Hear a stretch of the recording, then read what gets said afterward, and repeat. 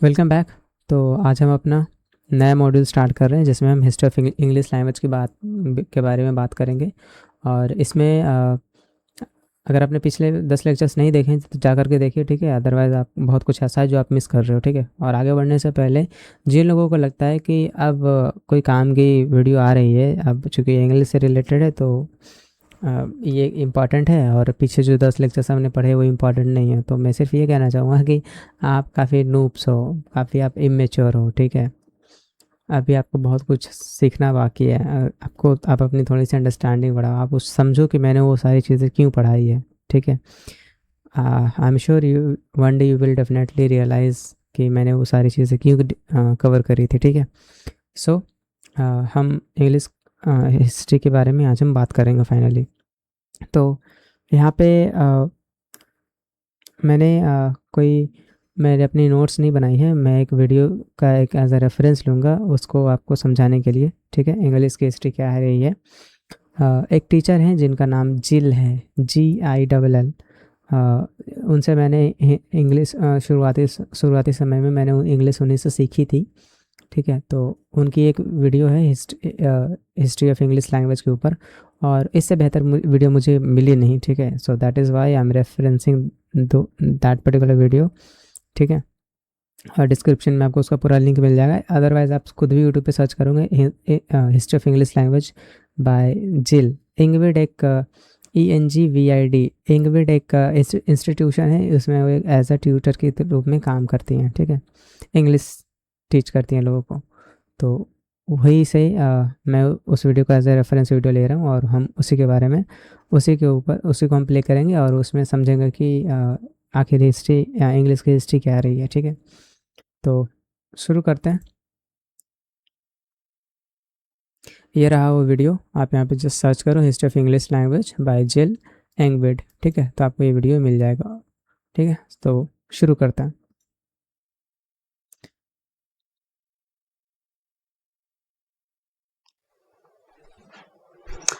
Hello, I'm Jill from Ingvid. एक बात और मैं ये बोलना भूल गया, ये इंग्लिश में है, ठीक है। तो मैं ये कर सकता हूँ कि ये बेसिकली जो बताने वाली हैं उसको मैं आपको लेमन टर्म्स में समझा देता हूँ हिंदी लैंग्वेज में, ठीक है। अगर आप if you good at listening and interpreting की what she is saying actually, और अगर आप सुन सकते हो और अगर आप समझ सकते हो कि ये क्या कह रही हैं, then you are good to go, ठीक है। आप पूरा वीडियो देख सकते हो। लेकिन बेसिकली ये बोर्ड पे ये इन्होंने, मैं चलो इसका एक ओवरव्यू दे देता हूँ, ठीक है, ताकि आपको पूरा वीडियो देखना ना पड़े, क्योंकि पूरी वीडियो काफ़ी लंबी है, और अगर मैं इसका एक एज ए रिव्यू वीडियो बनाऊंगा तो काफ़ी लंबी वीडियो बन जाएगी, ठीक है। तो शुरुआती में just as an introduction overview दे देता हूँ, और हम इसको थोड़ा सा मैप में भी समझेंगे कि आखिर चल क्या रहा है, ठीक है। तो इंग्लिश भाषा की शुरुआत अगर हम जनरली माने तो वो ब्रिटेन से हुई है, ठीक है। तो ब्रिटेन से इंग्लिश लैंग्वेज की शुरुआत हुई। और आपको पता है एक चीज़ की आपको नहीं पता होगा, बेसिकली इंग्लिश लैंग्वेज ना, इसकी अपनी कोई मदर लैंग्वेज नहीं है। कि मदर लैंग्वेज कहने का मतलब ये कोई ऐसा लैंग्वेज नहीं जिसकी सिर्फ एक ही चीज़ से वो बनी है, नहीं। इंग्लिश लैंग्वेज अलग अलग लैंग्वेजेस से मिल करके बनी, एक तरीके से कह लो कि इसलिए हमें इंग्लिश लैंग्वेज में अलग अलग लैंग्वेजेस के वर्ड्स देखने को मिलते हैं। आपने सुना कि हाँ, ये वर्ड ग्रीक का वर्ड है, ये लैटिन का वर्ड है, ये फ्रेंच वर्ड है, ये जर्मन वर्ड है, ये इटालियन वर्ड है, और भी बहुत तरह की और भी बहुत तरीके की भाषाओं का इसमें हमें इस्तेमाल देखने को मिलता है इंग्लिश लैंग्वेज में, ठीक है। तो ऐसा क्यों है आखिर? इंग्लिश एक तरीके से कुछ ऐसा है कि एक खिचड़ी टाइप की लैंग्वेज है, ये इन सब चीज़ों से मिलकर बनी है। लेकिन फिर भी कुछ भी कहो, लेकिन इंग्लिश का एक अपना दबदबा है, उसकी एक अपनी एक पहचान है, ठीक है। तो शुरुआत हम करते हैं हिस्ट्री में। अगर हम पीछे जाएं तो ये एक टाइमलाइन है, ये जो आपको लंबी सी पट्टी दिख रही है, ये बेसिकली एक टाइमलाइन है। टाइमलाइन क्या होता है? एक समय का एक काल चक्र की इस समय क्या हुआ था, थोड़े समय बाद एक लंबा पीरियड अगर ले लें, जैसे यहाँ पे 55 BC है, तो BC का मतलब होता है बिफोर कॉमन एरा या फिर बिफोर क्राइस्ट, ठीक है। ईसा मसीह के जन्म के 55 साल पहले। तो अभी 2026 है, यानी ईसा मसीह के जन्म के 2026 साल हो गए हैं अभी तक, और उसमें 55 साल और ऐड करो तो बिफोर क्राइस्ट है। इसका मतलब ईसा मसीह के जन्म के 55 साल पहले की बात ही हो रही है। तो 2026 प्लस 55 यानी 2080 से 81 साल के बीच की ये बात कर रहे हैं, ठीक है। उस समय रोमन इन्वेजन हुआ था ब्रिटेन के ऊपर, और चूँकि कोई साम्राज्य इतना बड़ा है रोमन, अगर आप हिस्ट्री पढ़ोगे वर्ल्ड हिस्ट्री, तो आपको पता चलेगा कि रोमन साम्राज्य कितना बड़ा था, ठीक है। तो चूँकि बड़ा साम्राज्य है तो और भी बड़ा बनना चाहता है, तो इसी को देखते हुए एक जूलियन सीजर, शायद इस टाइप का नाम, एक शायद वो एक नाम है, जूलियस सीजर शायद नाम है, जहाँ से रोमन साम्राज्य की शुरुआत हुई, ठीक है। तो रोमन लोग लैटिन बोलते थे, तो जब चूँकि अब जैसे ब्रिटेन आए हमारे इंडिया में, तो उन्होंने इंग्लिश लैंग्वेज अपने साथ लेकर के आए, और धीरे धीरे देखते ही देखते 200 साल के अंदर हमें इंग्लिश से एक तरीके से कुछ ऐसी मोहब्बत हो गई कि आज भी अभी हम इंग्लिश ही सीख रहे हैं। मोहब्बत नहीं है, बस एक नीड है जिसकी वजह से हम ये कर रहे हैं। और चूँकि एक साजिश भी है कि हमारे जो अपनी प्यारी लैंग्वेजेस हैं, जो रीजनल लैंग्वेजेस हैं, उन्हें दबाया जाता है, ठीक है। लेकिन चलो, ये ग्लोबल लैंग्वेज है तो कुछ रिस्पेक्ट तो देना ही पड़ेगा। तो हम बात कर रहे हैं 55 BC की। तो रोमन लोगों ने क्या किया, रोमन साम्राज्य ने क्या किया, ब्रिटेन पे हमला किया और वहाँ पे अपना कब्ज़ा जमाया, ठीक है। तो जब कब्ज़ा जमाएंगे तो अपनी सभ्यता, अपनी संस्कृति, अपनी भाषा वहाँ ले जाएंगे। तो वो लैटिन बोलते थे, तो लैटिन अपनी भाषा वहाँ ले गए, ठीक है। आप अब कहानी ध्यान से सुनना, ठीक है, तब आपको सारी चीज़ें सेंस करेगी। अभी आपको कुछ सेंस नहीं कर रहा होगा, जब हम ये थोड़ा सा पूरा देखेंगे तब आपको पता चलेगा कि आखिर इंग्लिश की ओरिजिन क्या है, शुरुआत कहाँ से है, ठीक है। तो ब्रिटेन को लोग, तो सवाल ये है कि क्या पहले ब्रिटेन के लोग इंग्लिश ही बोलते थे? नहीं, ऐसा नहीं है। ब्रिटेन के लोग इंग्लिश नहीं बोलते थे, वहाँ पे इंग्लिश जैसा कोई भाषा नहीं था, ठीक है। वहाँ पे भाषा थी सेल्टिक लैंग्वेज। ये विकिपीडिया, आप इसको पढ़ सकते हो। तो ब्रिटेन का वो जो समय था, वहाँ पे ब्रिटेन इंग्लिश लैंग्वेज नहीं बोली जाती थी, वहाँ पे एक सेल्टिक लैंग्वेज बोली जाती थी जो काफ़ी अलग थी। तो वहाँ पे पहले से सेल्टिक लैंग्वेज बोली जाती थी। अब चूँकि रोमन इन्वेजन हुआ, माने आक्रमण हुआ, रोमन साम्राज्य का वहाँ आधिपत्य हुआ, तो वो अपनी भाषा लैटिन लेकर के गए। मतलब Celtic language plus Latin, Latin भी ब्रिटेन में शामिल हो गया, ठीक। फिर हम आगे बढ़ते हैं समय में 450 AD का मतलब एनो डोमिनी, मतलब कॉमन एरा, मतलब ईसा मसीह के जन्म के 450 साल बाद, ठीक है। यानी बाद हो गया, मतलब ये और इसके बीच में कितना साल का गैप है? लगभग 500 साल का गैप है, समझ रहे हो। तो 5th सेंचुरी में जर्मनिक माइग्रेशन हुआ। और ये जर्मनिक माइग्रेशन क्यों हुआ? क्योंकि 410 ईस्वी में रोमन साम्राज्य का पतन हो गया।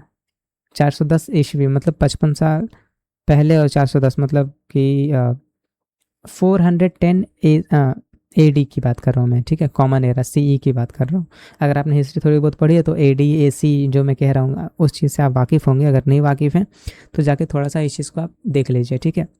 तो 410 AD में रोमन साम्राज्य का पतन हो गया। तो जब चूँकि साम्राज्य पतन हो गया तब तो उसका आधिपत्य ही जो भी अलग अलग रीजन था उसे ख़त्म हो जाएगा, ठीक है। तो ब्रिटेन से भी क्या हुआ, रोमन साम्राज्य का आधिपत्य ख़त्म हो गया, अधिकार ख़त्म हो गया। अब वो ब्रिटेन के ऊपर अब वो अपना अधिकार नहीं जमा पा रहे थे, ठीक है। ये देखो, ये जो रोमन साम्राज्य दिख रहा है ना, ये यहाँ पे देखो, ये ब्रिटेन, तो ये यहाँ तक फैला हुआ था। ये जो आपको रेड डॉट में दिख रहा है ना, ये रोमन साम्राज्य है, ठीक है। तो अब चूँकि ये पूरा साम्राज्य कोलैप्स कर गया, तो ये भी इनका यहाँ पे जो इन्फ्लुएंस था रोमन का, लैटिन भाषा का, वो सब भी समाप्त हो रहा होगा धीरे धीरे, ठीक है। आज के दौर पे कहानी ये है कि लैटिन भाषा को एक मृत भाषा, मतलब डेड लैंग्वेज बोला जाता है। चूँकि इसको बोलने वाले बहुत ही कम हैं, ना के बराबर ही हैं, तो लैटिन लैंग्वेज अभी कोई बोलता नहीं है, ठीक है। तो इसलिए इसको डेड लैंग्वेज भी घोषित कर दिया गया। घोषित को ऐसा नहीं कि कोई घोषित करता है, बट अभी एक डेड लैंग्वेज है लैटिन एक, ठीक है। तो 410 में 407 में 407 से 410 के बीच में जब रोमन साम्राज्य का पतन हुआ, तो क्या हुआ कि ये जो आपको ये जो रोमन साम्राज्य यहाँ पे जो दिख रहा है ना, ये वाला हिस्सा, ये आधा आज का जर्मनी है, ठीक है। आज का ये बहुत ही आज का जर्मनी का बहुत सारा हिस्सा रोमन साम्राज्य में आता था, ठीक है। तो यहाँ से क्या हुआ, जब ब्रिटेन पे रोमन साम्राज्य का आधिपत्य ख़त्म हुआ तो क्या हुआ कि ये जो जर्मन्स थे, ये जो आपको दिख रहा है ना यहाँ पे, ये जो पार्ट दिख रहा है ये जर्मनी का पार्ट है, आज का जो मॉडर्न जर्मनी है उसी का पार्ट है। तो यहाँ इस रीजन में जो लोग रहते थे उन्हें सेक्शंस बोला गया, सैक्सन्स और एंगल्स, फिर ज्यूट्स। तो ये चूंकि जर्मन बोलते थे, ठीक है, तो ये यहाँ से ब्रिटेन की तरफ माइग्रेट करना शुरू कर दिए। और अब जब ये माइग्रेट करेंगे तो अपनी भाषा भी ले जाएंगे, जैसे रोमन साम्राज्य में हुआ था कि जब कोई एक बड़ा साम्राज्य जब किसी दूसरे क्षेत्र पे अधिपत्य जमाता है तो वहाँ की सारी अपनी चीज़ें थोपने की कोशिश करता है। तो यहाँ पे जब सैक्सन्स, एंगल्स और जूट्स गए ब्रिटेन में तो वो अपनी भाषा, अपनी कल्चर, सारा कुछ लेके गए।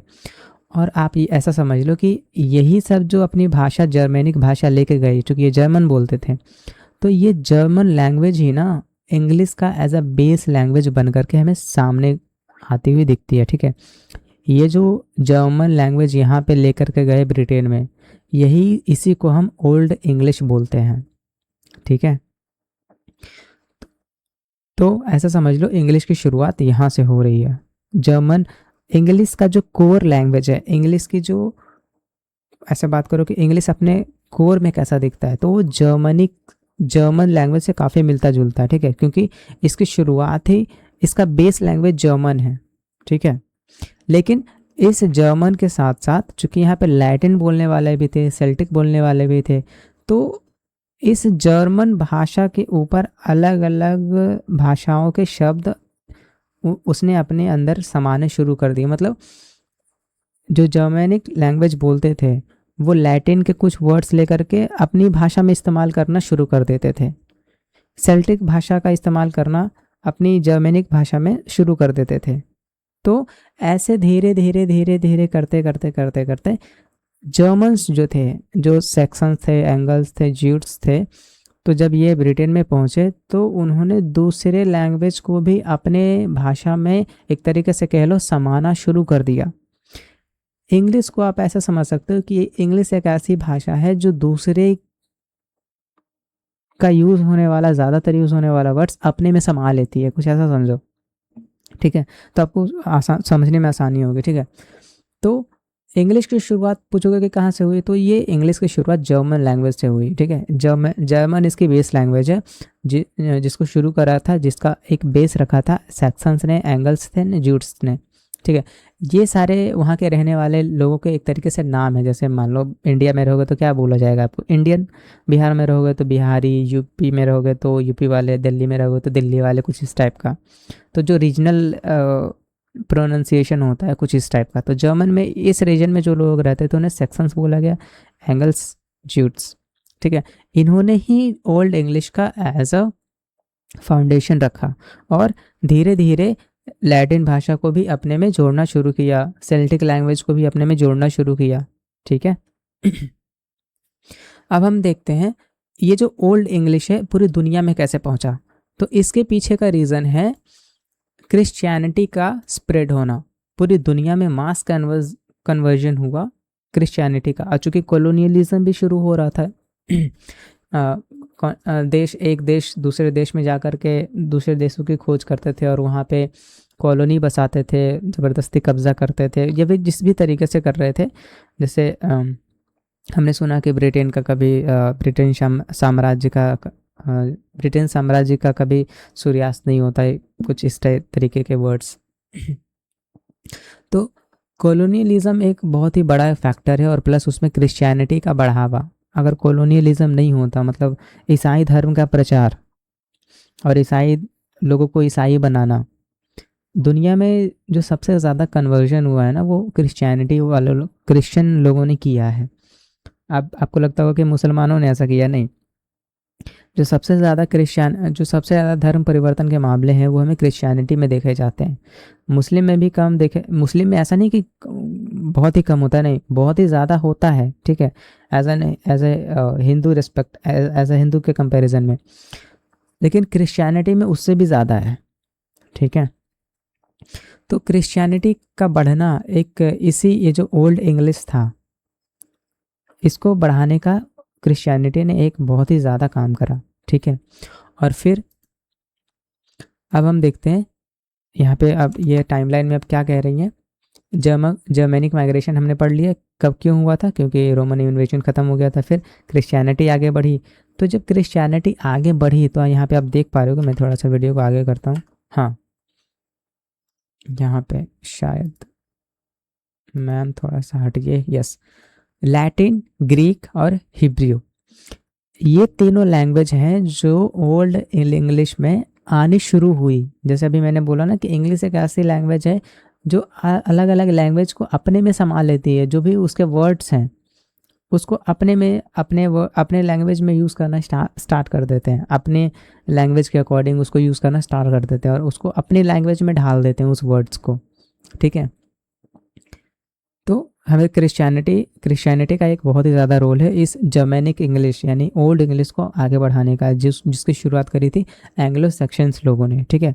फिर आगे आगे टाइम हिस्ट्री में हम देखते हैं यहाँ पे वाइकिंग्स का इन्वेजन होता है। वाइकिंग्स, यहाँ पे वाइकिंग्स कौन थे? ये स्कैंडिनेवियन कंट्रीज के लोग होते थे। वाइकिंग्स कोई लोग नहीं थे, ये एक तरीके का एक काम होता है, जो जैसे आप कहते हो ना कि जैसे कोई पूछेगा आपसे कि आप क्या करने जा रहे हो, आप कहाँ जा रहे हो, तो आप बोलते हो कि खेलने जा रहा हूँ, पढ़ने जा रहा हूँ, स्कूल जा रहा हूँ, टहलने जा रहा हूँ।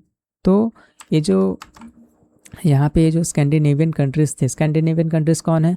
ये जो डेनमार्क है, नॉर्वे है और ये जो स्वीडन है, और इसमें शायद आइसलैंड भी आता है, ठीक है। तो इन कंट्री को स्कैंडिनेवियन कंट्री बोला जाता है, ठीक है। और यहाँ के जो लोग रहते थे वो क्या करते थे, समुद्र में लोगों की जहाज़ें लूटते थे, मछली पकड़ना, बोट से दूसरी जगह जा कर के शिकार करना। तो ये जो काम जो करते थे उसको वाइकिंग नाम बोलते थे कि मैं वाइकिंग करने जा रहा हूँ, मैं वाइकिंग्स पे जा रहा हूँ, ठीक है। तो इसी की वजह से, उनके काम की वजह से इन्हें वाइकिंग्स बोलना शुरू कर दिया गया, ठीक है। तो लेकिन एक्चुअली में वो जो इस रीजन का जो पूरा नाम है वो स्कैंडिनेविया है, ठीक है। स्कैंडिनेवियन कंट्रीज जिनको बोला जाता है, ये इसकी अपनी एक हिस्ट्री है कि क्यों इन्हें स्कैंडिनेवियन बोला जाता है। आप जब हिस्ट्री में जाओगे तो आपको पता चलेगा। मुझे भी नहीं पता ये इनको स्कैंडिनेवियन क्यों बोला जाता है, इसका मैंने थोड़ा बहुत पढ़ा था हिस्ट्री में, तो मुझे पता चला था कि इनकी जो एंशियंट हिस्ट्री है उसमें ये वर्ड्स काफ़ी इस कंट्रीज़ को दिया गया, ठीक है। चूँकि ये नॉर्थ में ज़्यादा रहते थे तो इनको ज़्यादातर उत्तरी यूरोप वाले भी बुलाया करते थे, ये सब यूरोप वाले लोग। तो खैर कुछ भी हो, स्कैंडिनेवियन कंट्रीज़ के जो रहने वाले लोग थे, अब चूँकि उस समय तो दिशा पता करने का साधन नहीं था, तो कैसे भी करके समहाउ उन्होंने एक वे फाइंड करा। तो यहाँ के लोग जब अगर आप हिस्ट्री की बात करो तो अगर यहाँ के जो लोग रहते थे ना, उन्हें पता तो था पश्चिम में इंग्लैंड नाम का कोई जगह है, और इन्हें पता था, अब चूंकि ये लूटपाट ज़्यादा करते थे तो इन्हें धन से ज़्यादा मतलब होता था। तो उसी के कारण उन्होंने क्या किया, यूके पे हमला किया, ठीक है। और अब चूंकि हमला करेंगे तो फिर वही अपना लैंग्वेज लेके आएंगे, अपनी संस्कृति इसमें घुसाएंगे। तो इनकी जो लैंग्वेज थी वो नॉर्स लैंग्वेज थी, NORSE, नॉर्स लैंग्वेज। तो ऐसा समझो कि ये जो स्कैंडिनेवियन जो लैंग्वेज थी वो भी यूके में आनी शुरू हो गई। एक तो थी कौन सी, लैटिन आ ही गई थी, जर्मनी आ ही गई थी, ग्रीक और हिब्रू प्लस में स्कैंडिनेवियन। आप समझ रहे हो, इतने सारे लैंग्वेज आ रहे हैं। और ओल्ड इंग्लिश क्या कर रही है, इन सारे लैंग्वेजेस को अपने यूज़ केस के हिसाब से उसका इस्तेमाल कर रही है। इसलिए आप देखोगे अगर यहाँ पे इस पाई चार्ट में, थोड़ा सा इसको भी थोड़ा सा पूरा कर लेते हैं, नॉर्मन इन्वेजन। ये नॉर्मन इन्वेजन कौन थे, ये फ्रेंच वाले थे। जब वाइकिंग्स का अंत हुआ 1066 में, 1066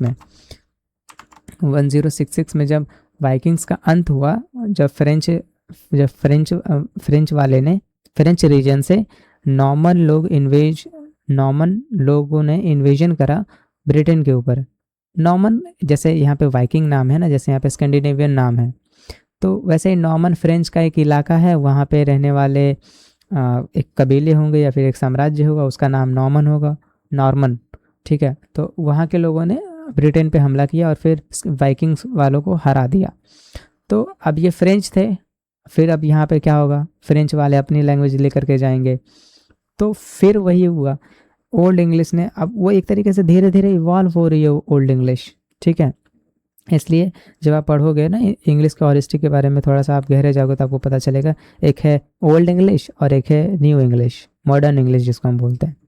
इसमें 3 ही टाइप की इंग्लिश है, Old English, Middle English, modern English. अगर आप इंग्लिश लिटरेचर थोड़ा सा पढ़ोगे, और अगर आप ग्रेजुएशन में अगर आपने इंग्लिश ले रखा है, तो जिन्होंने जो ग्रेजुएशन इंग्लिश से करें उन्हें उन्हें पता होगा कि इंग्लिश में भी अलग अलग, इंग्लिश को भी अलग अलग पीरियड में बांट दिया गया है, अलग अलग पार्ट्स में बांट दिया गया है, Old English, Middle English, modern English, ठीक है।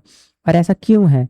क्योंकि ये सब इंसिडेंट के कारण इंग्लिश अपने आप को काफ़ी इवॉल्व कर रही है, ठीक है। इंग्लिश अभी कोई परफेक्ट लैंग्वेज बनी नहीं है, और वो अभी भी ऐसा कर रही है, ठीक है।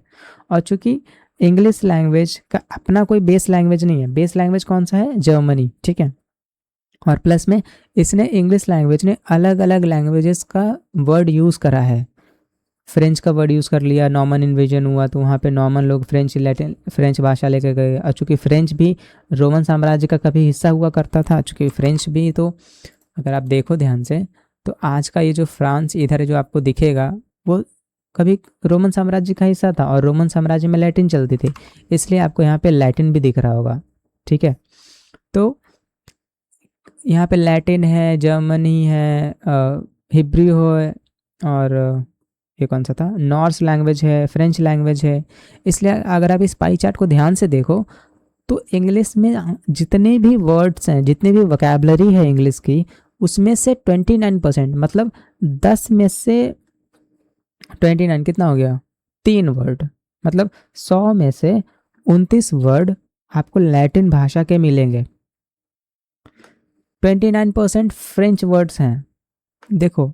फिर जर्मनिक भाषा में 26% है, यहाँ पे old English, Middle English, old Norse और डच। ये जो जर्मनिक लैंग्वेज है वो डच लैंग्वेज है, जर्मनिक लैंग्वेज से ही निकली है, ठीक है।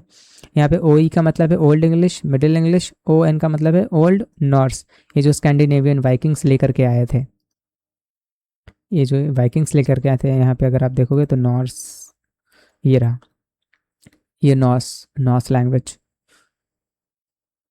फिर यहाँ पे हमें ग्रीक वर्ड 6% देखने को मिलता है।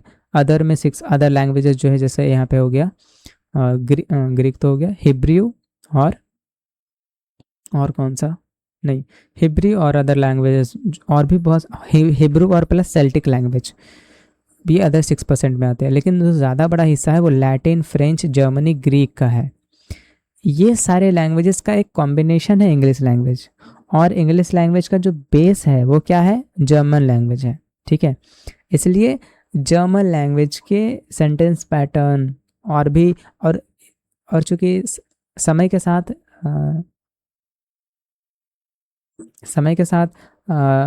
इंग्लिश को मेंटेन करना, चूँकि ऐसा इंग्लिश का कोई मेंटेनर नहीं है कि इंग्लिश लैंग्वेज को कोई ऑफिशियली मेंटेन करता है, ऐसा कोई नहीं है। लेकिन हाँ, कुछ हैं अभी सोसाइटीज़ हैं, जैसे ऑक्सफोर्ड है, कैम्ब्रिज है, वो सारे इंग्लिश लैंग्वेज को थोड़ा सा मेंटेन करते हैं, वोकैबुलरीज वगैरह को, ठीक है। तो उन्होंने क्या करा ना, लैटिन से इंग्लिश का जो ग्रामर रूल है वो लैटिन से काफ़ी ज़्यादा प्रभावित है। ये इन्होंने लैटिन को एक तरीके से कॉपी करने का ट्राई किया था। शुरुआती के जो इंग्लिश के ग्रामर के रूल्स हैं वो जर्मैनिक लैंग्वेज से आते हैं, लेकिन इसमें लैटिन, फ्रेंच, ये सिर्फ लैटिन और फ्रेंच से वर्ड नहीं लिए उन्होंने, नियम भी इनके लिए कि उनके ग्रामेटिकल नियम क्या कहते हैं, ठीक है। इसलिए हमें इंग्लिश एक तरीके से एक खिचड़ी जैसी लैंग्वेज लगती है, मतलब एक ही वर्ड है लेकिन उसका प्रोनाउंसिएशन अलग है, प्रोनाउंसिएशन अलग होने के कारण उसका फिर मीनिंग बदल जाता है। और भी बहुत सारी चीज़ें जो आपको वियर्डनेस इंग्लिश में दिखती है वो इसी के कारण है, क्योंकि ये जो आपको दिख रहा है ये खिचड़ी टाइप का बना हुआ है। अब ठीक है, कहने को कह सकते हो कि इंग्लिश एक ये है वो है, लेकिन आप देखो ये इतिहास कैसा रहा है इंग्लिश का।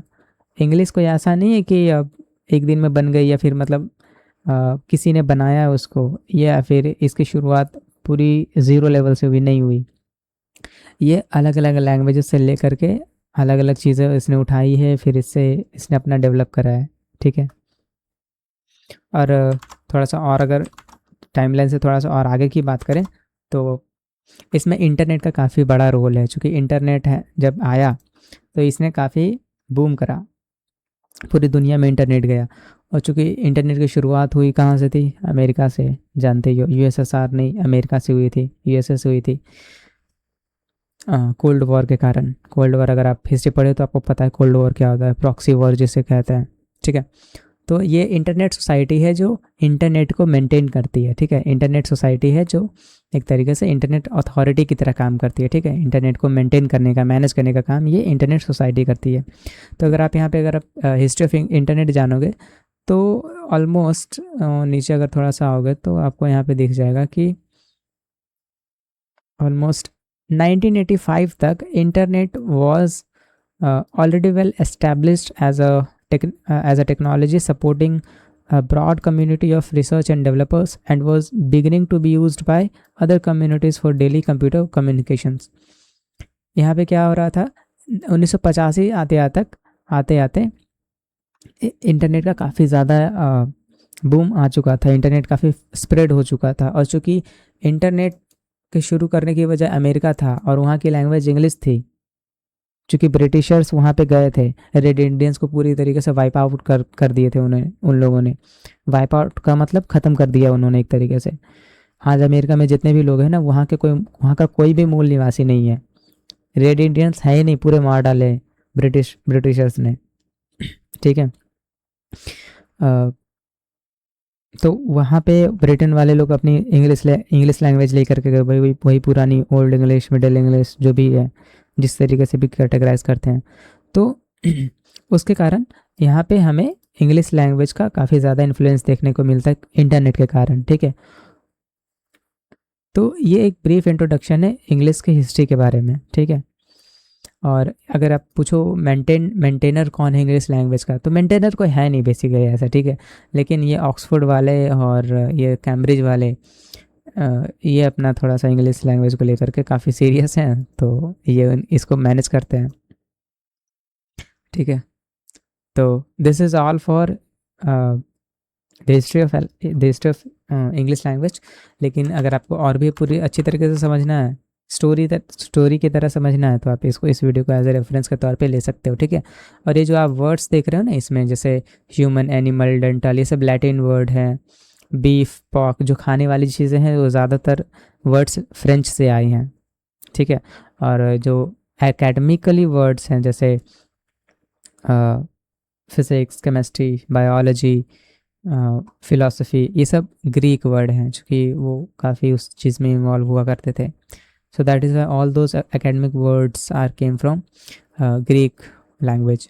और ये सब और भी बहुत सारे ऐसे लैंग्वेजेस हैं जो इनकी ये बात करते हैं, ठीक है। तो अगर आपको एज अ स्टोरी के टाइप पे समझना है तो आप इस वीडियो को एज अ रेफरेंस वीडियो के तौर पे ले सकते हो, ठीक है। लिंक डिस्क्रिप्शन में दे दूँगा, अदरवाइज़ आप यहाँ पे सर्च भी करोगे तो आ जाएगा, ठीक है। लर्न इंग्लिश विथ जिल एंगविड, ठीक है। सो आई होप आपको इंग्लिश लैंग्वेज की जो हिस्ट्री है वो समझ में आई होगी, ठीक है। And if you have any query then you can just comment it out and I will try to answer all of your questions, ठीक है। सो फ़िलहाल के लिए इस वीडियो को अभी मैं यहीं पे एंड कर रहा हूँ, ठीक है। तो हमारा ये 6th मॉड्यूल भी आज कंप्लीट होता है, ठीक है। So see you in the next video.